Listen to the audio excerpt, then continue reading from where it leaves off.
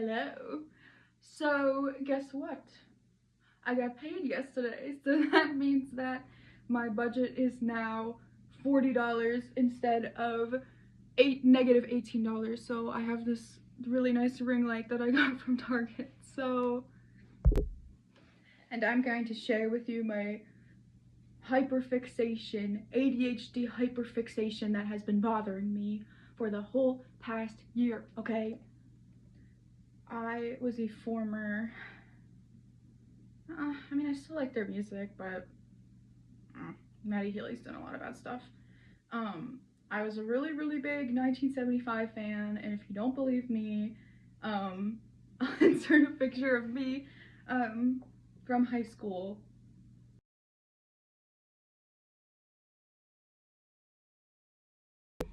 So we are basically going to be breaking down every single reference to the 1975 and Matty Healy in the Tortured Poets department that I could find. If I miss some things, I'm kind of a recent Swiftie convert, so I might miss some things. And also, please ignore the Bratz posters. I just wanted to film here because I already have a picture of Taylor Swift, so. Alright, and let me address some things, okay? Did I get blood work done today in a Twilight shirt? Yes. Did I completely miss the irony with that? Also, yes.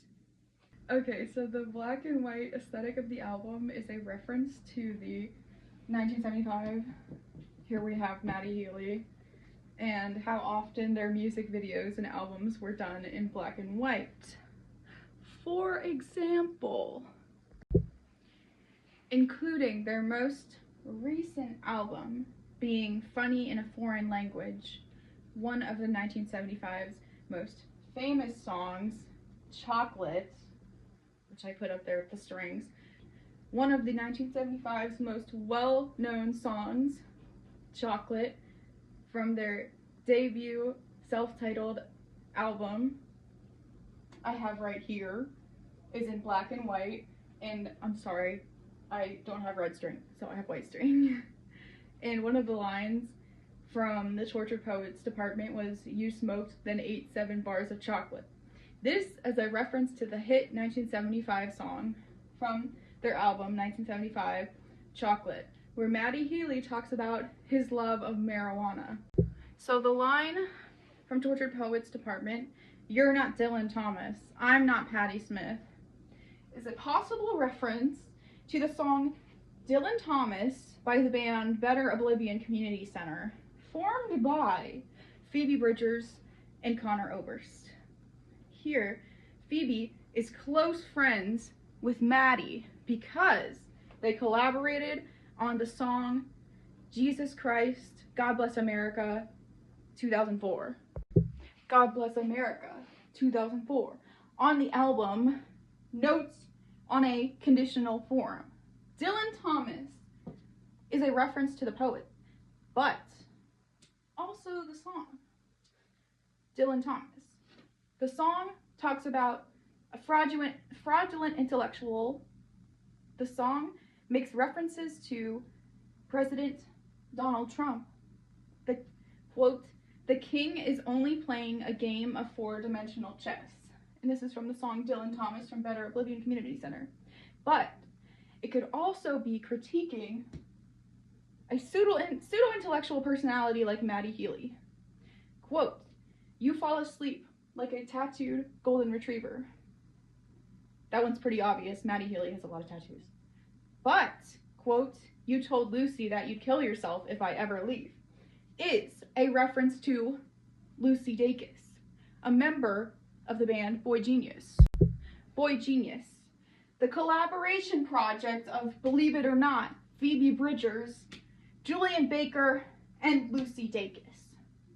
Also in the inner circle of Matty Healy. But it also points out how Matty Healy would use mental health as a means to manipulate Taylor. Quote, "Gonna know you, gonna troll you, decode you, question mark. Taylor thinks she is the only one who understands Matty's quote-unquote dark and quote-unquote edgy humor. Matty has been known to quote-unquote troll. In one of his concerts, he did a salute during the song "I'd Love It If We Made It" to the line, "Thank you, Kanye, very cool," in a reference to the iconic Trump tweet.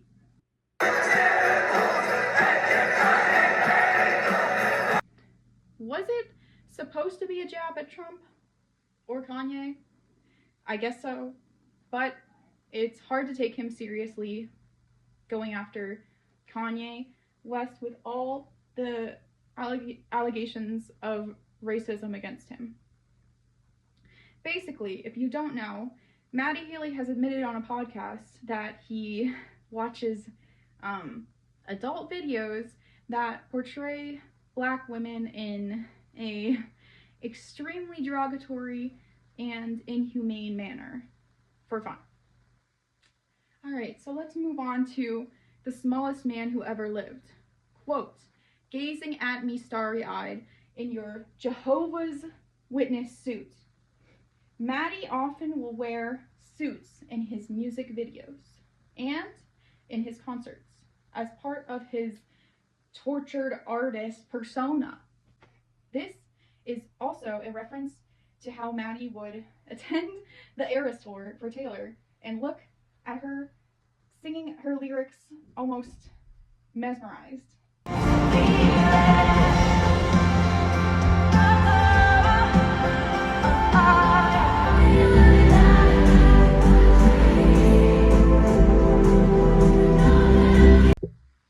Quote, "You tried to buy some pills from a friend of friends of mine." Matty has a well-known drug problem and often sings about his drug of choice, heroin, in his songs. Hint, if there's an upbeat song from the 1975, more often than not, it's about drugs. Quote, "You didn't measure up in any measure of a man." Matty has often talked about how he is insecure about his height. Quote, "I would have died for your sins. Instead, I just died inside." A lot of biblical references to the crucifixion and Jesus rising back from the dead. Taylor Swift identifies as a Christian. She is saying that she would have sacrificed herself and her career for Matty. And if more conservative people and Christians are going to gatekeep a 35-year-old woman having premarital sex, I don't know what to tell you. Quote, "You deserve prison, but you won't get time." Possibly alluding to the fact that Matty has dated several barely legal women, as well as famously dating Halsey when she was only 17. The song "Colors" from the album Badlands is about Matty Healy. The line "you said your mother only smiled on her TV show" is a reference that Matty Healy's mother is a pretty famous news anchor in the UK, making him a nepo baby. Okay, and this is his mom, Denise. The line "you'll slide into inboxes and slip through the bars." Taylor is saying that Matty will get away with messaging and dating minors because of his celebrity status. Although the 1975 is more niche in the US, they are the top pop band in the UK. Quote, "You kicked out the stage lights, but you're still performing." Although Matty Healy has gone on several racist rants where the band cuts him off as soon as his satire stops, the band still makes a ton of money touring. I don't think it's a racist thing to say, "Oh, fuck."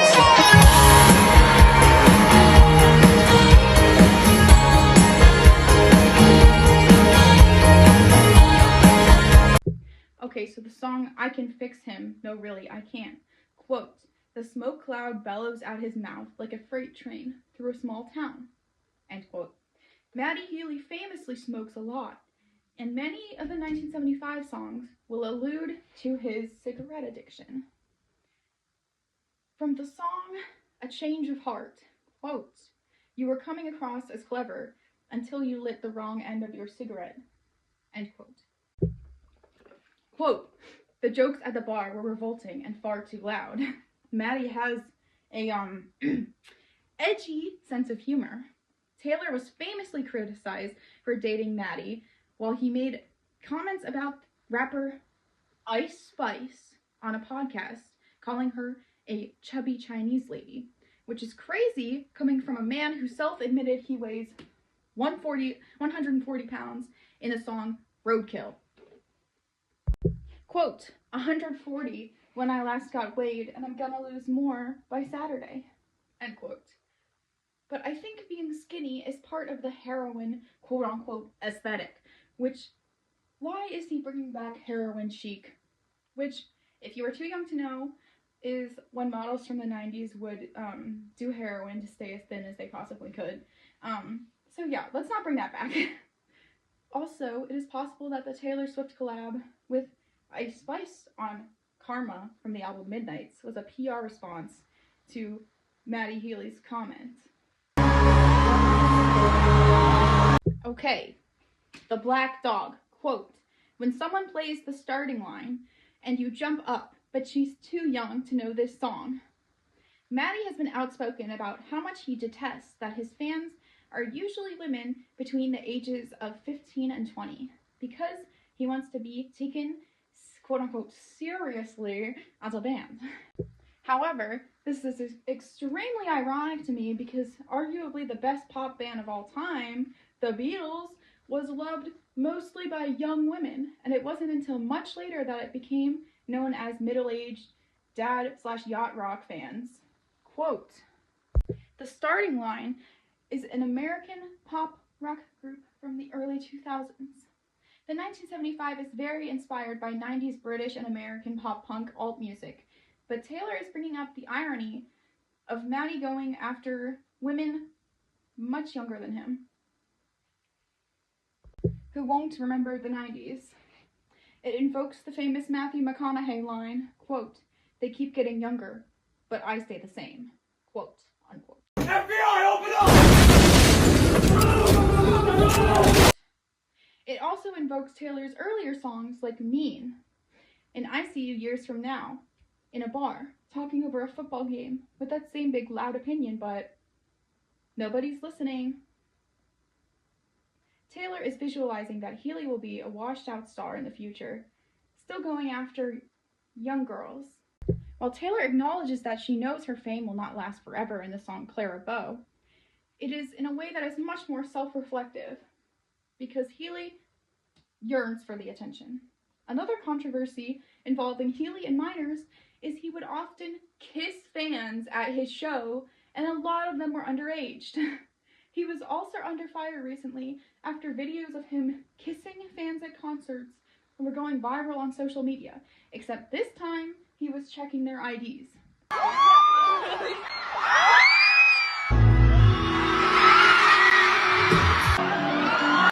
As what was supposed to be self-referential, quote-unquote, humor to when he was struggling more with drugs and would kiss minors. Quote, was it hazing for a cruel fraternity? I pledged, and I still mean it. While Healy sees himself as this tortured artist persona, Taylor is saying that the way he treats her invokes the misogyny of a typical frat bro. Okay, now moving on to the Alchemy. Although this song is about Travis Kelce, there's a reference to Matty Healy.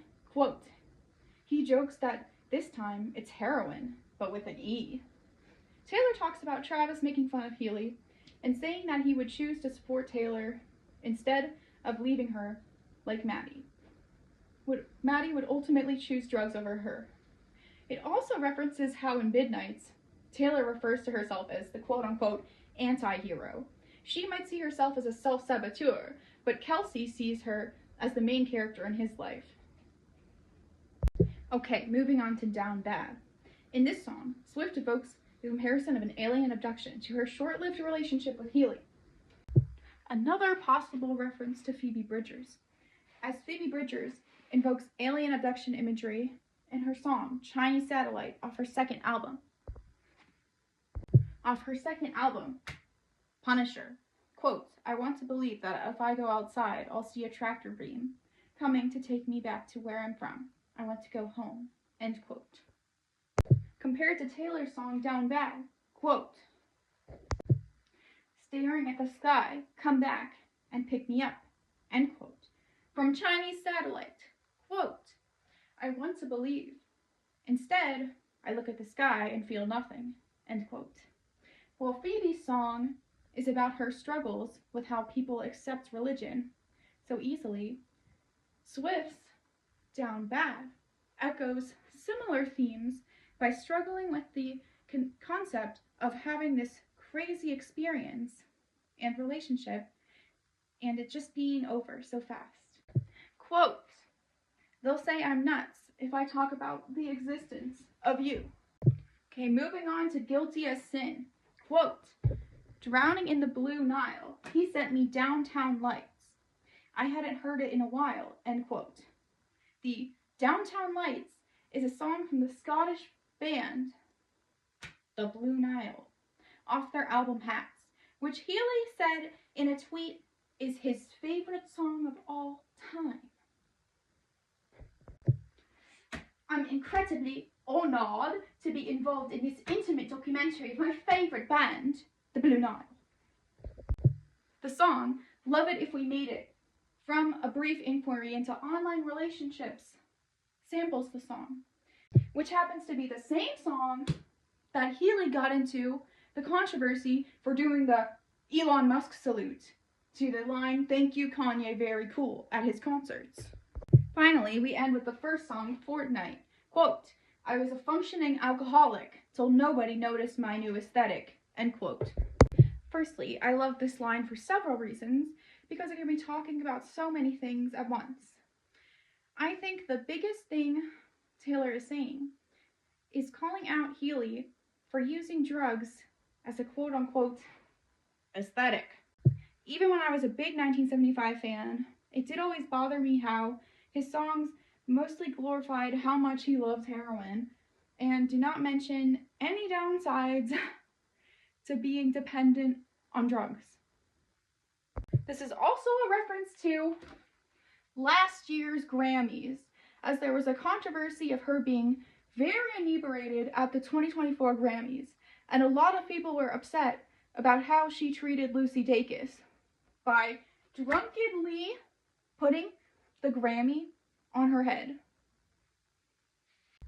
So just in conclusion, the 1975 songs often glorify the aesthetic of doing drugs, but never the downsides.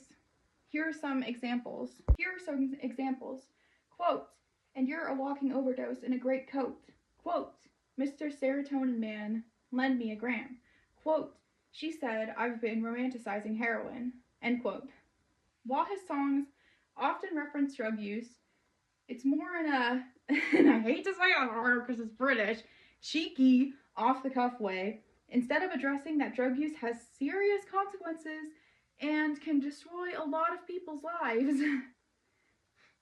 This is not just their older albums, by the way, too, even in their most recent album, Being Funny in a Foreign Language, the song Part of the Band has lines that reference drug use. Like it's no big deal. Quote, so many cringes and heroin binges. Quote, am I just some post-coke, average, skinny bloke? Oh, sorry, this one has to be done in a British accent. Am I just some post-coke, average, skinny bloke? Okay, side tangent, but it just makes me really angry when Breaking Bad, which is a fictional TV show, does a better job at portraying what can actually happen in real life with heroin use. Which, spoilers if you haven't seen Breaking Bad, but Jane's arc, I cry every single time I watch it, is better than someone who has actually done heroin many times. He could raise so much awareness, but he chooses not to, instead using drugs to highlight his quote-unquote tortured artist persona. It kind of just shows Healy's privilege from growing up as a rich Nepo baby. People who are poor often fall into drug use and have no way out and it's anything but glamorous. Heroin is seen as a more quote-unquote highbrow drug, just like cocaine was seen as another highbrow drug during the crack cocaine epidemic of the 1980s. A lot of how drug use is portrayed is due to classism and racism. Meth will make your teeth fall out, but heroin makes you skinny, so it's cool. I'm sure he has struggled a lot, and I don't want to downplay that, but he is romanticizing drug use to a fan base of mostly teen girls. These are the same types of girls who are listening to Harry Styles. When there are many different ways to creatively show the impacts of drugs use without being cringy or preachy, i.e. Breaking Bad. Which, speaking of Breaking Bad, I have a super fun video essay that will be coming out soon about one character, you can probably guess who, and ADHD, so stay tuned. And I just wanted to thank you if you made it to the end of this video. Part of my channel is making videos for people with ADHD like me, so if you made it to the end, that means that I did a good job, because I know how hard it is to watch the entire video, having ADHD myself. And I just want to say, if you're also interested in, if you're interested in the difference between how drug use would affect a rich celebrity versus how drug use affects everyday poor Americans, I definitely would recommend watching BoJack Horseman. I think it does a really, really good job of showing how if you're rich, you can kind of just go to rehab and have your parents pay for it, or have your acting money pay for it, and then you're stuck in this cycle, but it doesn't often lead to homelessness or worse, like it does with people who don't have money. So yeah, I would really, really recommend checking out Breaking Bad if you haven't. A lot of people have seen it. It's a really popular show. But yeah, but at least watch season 2, because season 2 is brilliant. And yeah, I also wanted to say I'm not going to gatekeep the 1975. Clearly, I know a lot about the 1975. If you like the 1975, I'm not going to tell you who to like. Yeah, well, you know, that's just like your opinion, man. I think it's important, though, to also, you know, recognize that Matty Healy is kind of a shitty person. But yeah, I'm not the type to gatekeep, so be a fan of 1975, be a fan of Taylor, whatever. I just made this video for fun, so thank you.